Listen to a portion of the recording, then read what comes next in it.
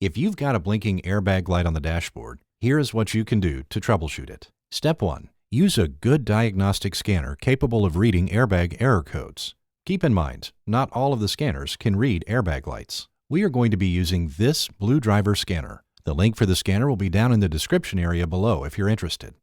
Connect the scanner to your car and run a scan. Step 2. Research the airbag error codes. In our example, we have error B1023. It stands for Passenger Airbag Indicator Circuit, which is this light right here that indicates whether or not the passenger airbag is activated.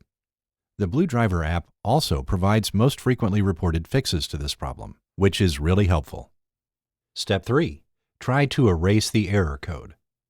In our case, the old car dashboard was just recently replaced, and when the indicator lamp was unplugged, it triggered the error code.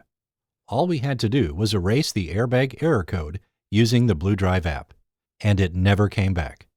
Step 4. Try other suggested fixes, such as check and, if necessary, replace the airbag indicator lamp, wiring harness, electrical connector, or passenger detection sensor. Remember, check one item at a time and then erase the error codes to see if the problem is fixed. Only then move on to the next suggested fix until you find and fix the problem. All right, be sure and hit the like button if this video was helpful.